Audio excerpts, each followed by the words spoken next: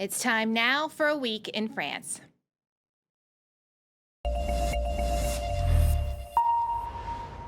And what a week it has been here in France for French politics.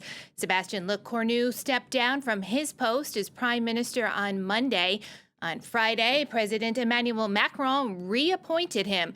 In between, it's been meetings with the various political parties as the National Assembly remains in gridlock and the need to pass a budget growing ever more urgent.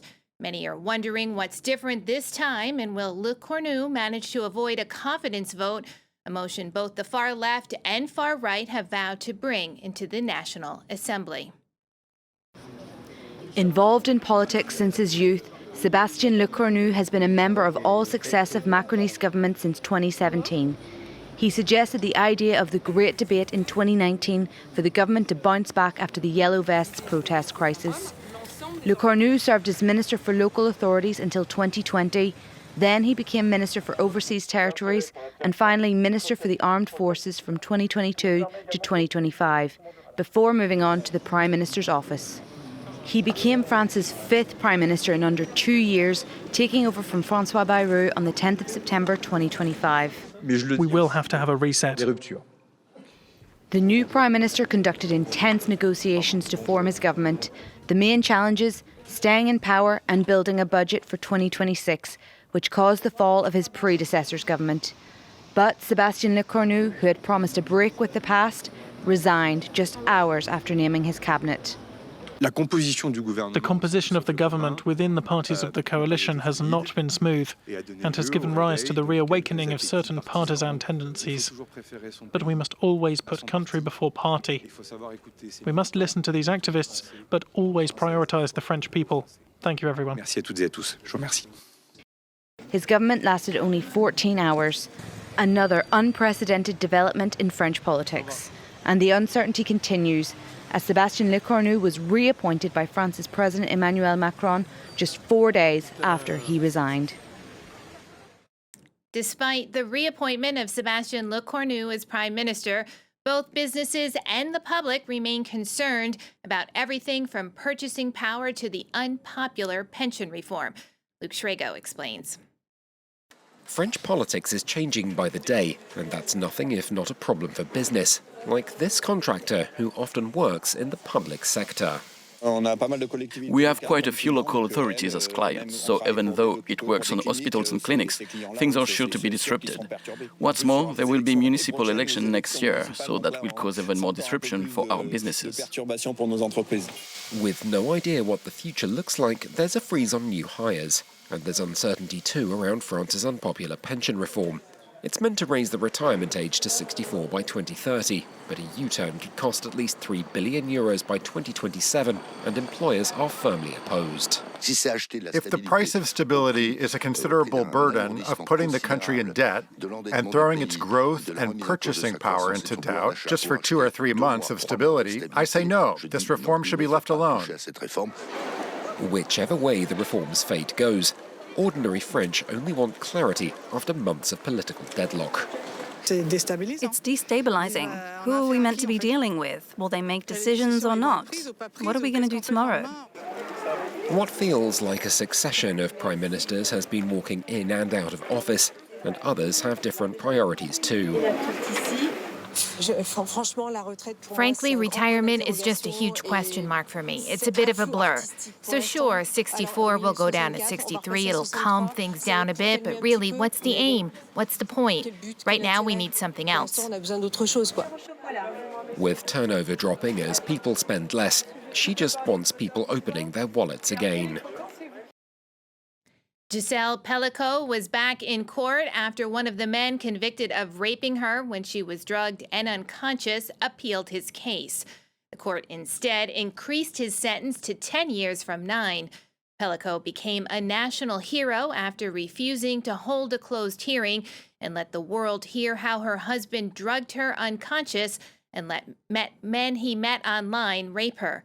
Her courage inspired campaigners against sexual violence and spurred a national reckoning over rape culture in France. Léonard Montelos, a French-German citizen, has returned to France after being released from an Iranian prison on Sunday. The 19-year-old was arrested by Iranian authorities during a bike trip across Iran in June and accused of espionage. Two French citizens, Cécile Kohler and Jacques Paris, are still being held in Iran. Caroline Baum has the details. After nearly 4 months in an Iranian prison, Léonard Montelos is finally free. In June, the 19-year-old was crossing Iran on a Europe to Asia bike trip. He documented his travels on social media. Jour 152 de l'aventure France-Japon à vélo. But when a short-lived war broke out between Israel and Iran, Montelos was quickly arrested and accused of espionage. French authorities called the charges baseless. After months of negotiations, French Foreign Minister Jean-Noël Barrot announced the young cyclist returned to France in a post on X. Léonard Montelos is free. By bringing him back to France after his detention in Iran, the embassy and the foreign ministry have once again fulfilled their mission to protect French citizens wherever they may be. I have not forgotten Cécile Kohler and Jacques Paris, whose immediate release we demand. In recent years, Iran has increasingly carried out what many deem to be politically motivated detentions, arresting European citizens in hopes of exchanging them for detained Iranians abroad. France especially has been targeted. In September 2023, a record number of 7 French citizens were detained in Iran. French teachers Cécile Kohler and Jacques Paris have been held in Iranian prison for nearly 3.5 years. They were arrested while visiting Iran for tourism. They face espionage charges and the death penalty. On Monday, the two countries indicated that negotiations for a prisoner swap that would free the couple were nearing final stages. French President Emmanuel Macron has vowed to continue the fight against the death penalty worldwide.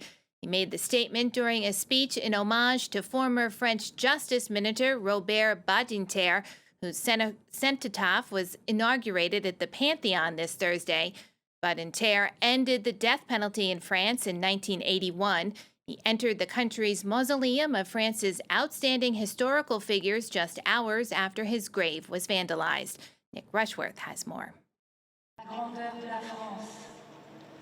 The coffin contains his lawyer's robes, the text of a speech he made against capital punishment, and 3 books. Former French Justice Minister Robert Badinter has symbolically joined other national heroes in the Pantheon mausoleum in Paris. He died last year, aged 95. He enters